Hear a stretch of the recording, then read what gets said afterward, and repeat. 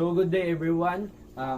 Before we proceed to evaluating double integral, we assume that you are already done about the partial integral. So double integral is denoted as like this or this. In order to know deeply about this topic, we proceed to the examples.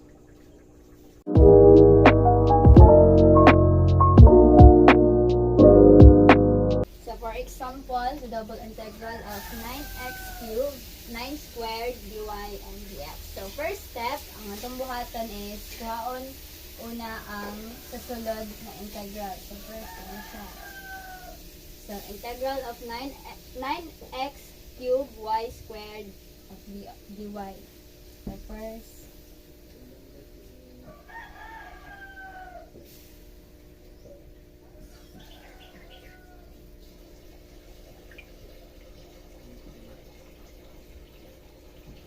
step 1.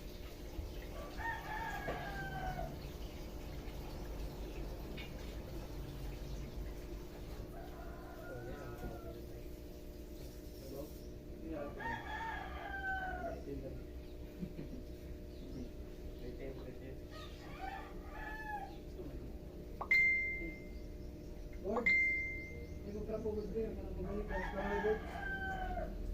Bumalik ka Lord, sino? Masok. May din ako magtunay ko.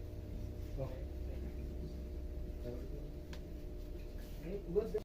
So, first step, kuhaon na to ang sasulod na integral. So 9x cubed y squared dy. So, ano siya ang first na to nga i-evaluate nga integral sa sulod. So, 9x cubed y 2 plus 1 kay si y man ang ato ang pangitaon. So, dy man siya. So, plus 1 over 3.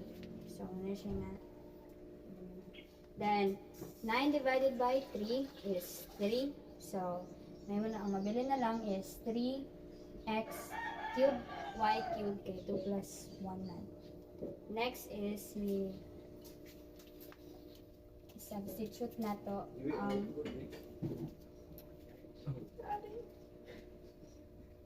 Daddy.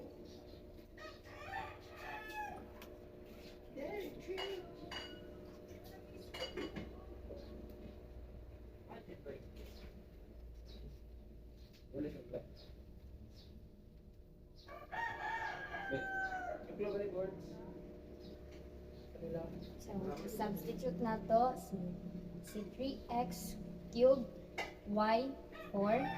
Muna siya 4. Substitute na to si 4. So 4 cubed. Sa 3x cubed, i-substitute na to ang value ni y which is a 4. So 4 cubed minus 3x cubed. Substitute ang value sa y si 2. So 2 cubed. So 3x cubed times 4x or 4 cubed is equal to minus 3x cubed times 2 cubed is equal to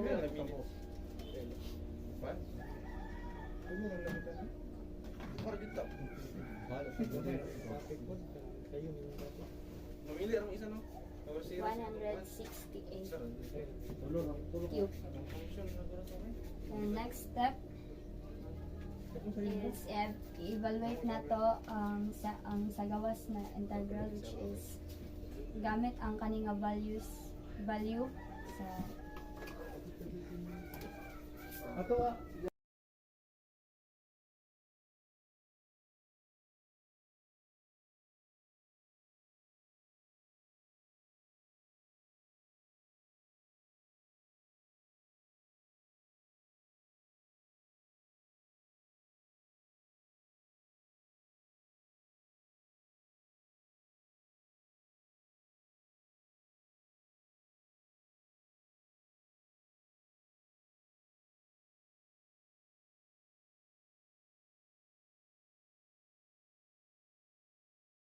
is 168x raised to the power of 3 plus 1 over 4.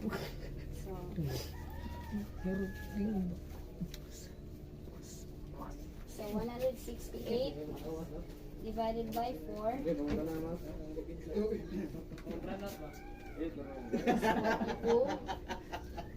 42 Sorry.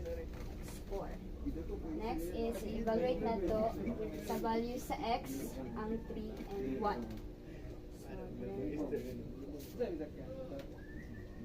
So 42 evaluate si value sa x 3 raised to the power of 4 minus 42 value sa x which is sa lower part sa 1.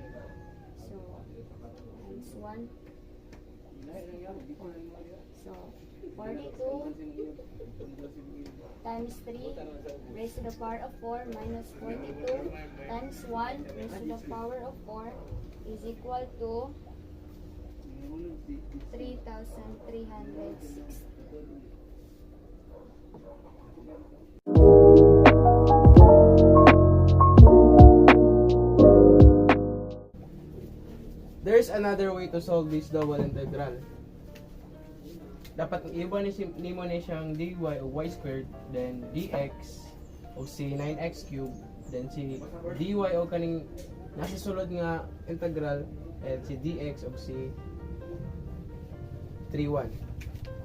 So, tanaw na to if mag-come up gyapon to sa the same answer, pareha gayon na. So, the integral of y squared dy times, so times itong gamiton diya 3,1 9x cubed ay 9x cubed in terms of dx. Then the same way ato siyang integrate si y squared as well as 9x cubed, then kuha nato ang partial integration niya. When we integrate y squared, atong makuha is y cubed over 3. Simply add the exponent by 1, then over by kung saan sama ni sa taas. So y 2 plus 1 cube, so 3 pa lang sa ubos. In terms of 4 to times the integral of this one. So 3 plus 1 is 4, so 9x to the 4th over 4 in terms of 3 and 1. Then evaluate din natin na siya the same way sa partial integration. So i-evaluate na natin na siya.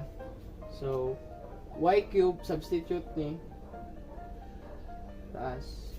So 4 cube over 3 minus ning sa ubos 2 cube over 3 times ang value sa atong Dres Picas.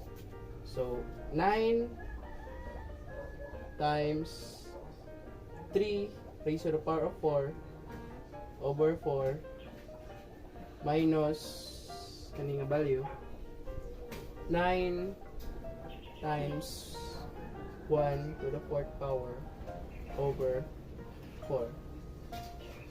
Now simply use an algebra ay kanang evaluate this equation. So 4 cube is 4 times 4 24 ay 4 times 4 16 times 4 64 over 3 minus 2 times 2 times 2 8 over 3 times, so 3 to the raised to the power, so 3 times 3 9 times 9 81 times 9 is equal to 729 over 4 minus 1 raised to the power of 4 is 1 gihapon times 9 9 over 4.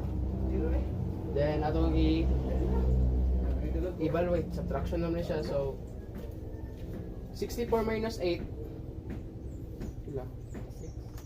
56 times 729 times 9 ay minus 9 720 over 4. Now para mas madali itong solve, ito na yung i-cancel out. So kani makancel na siya. 1 56 divide 4 is 5 divide 1 ay 5 divide 4 1, then 16 siya 14. Then sa 720 1 na siya. 720 divide 3 240.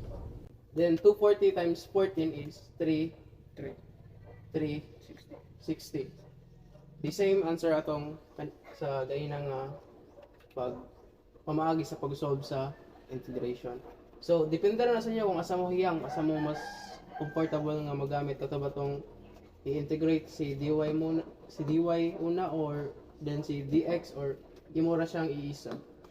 So, na-prove mo na to nga, the same answer makuha. So, depende na sa inyo asa nyo gamiton.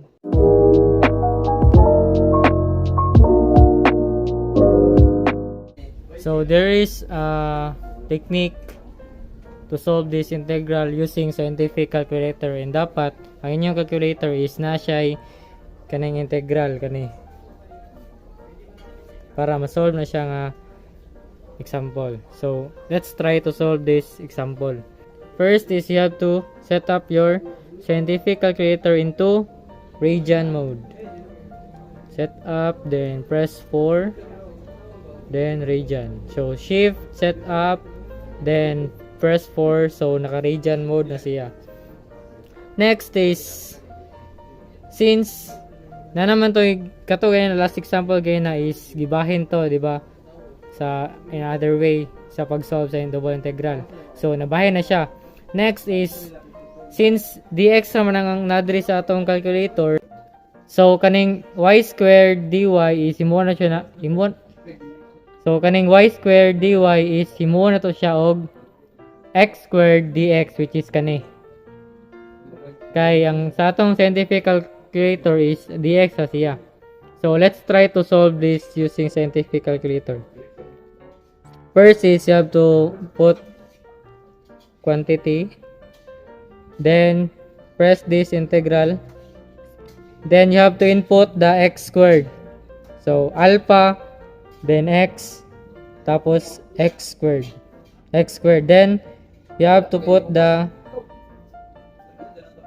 2 and the 4. So 2, then 4. Next is quantity. Multiply by, we have to input this integral, quantity, integral again. We have to put this 9 x cubed. 9 x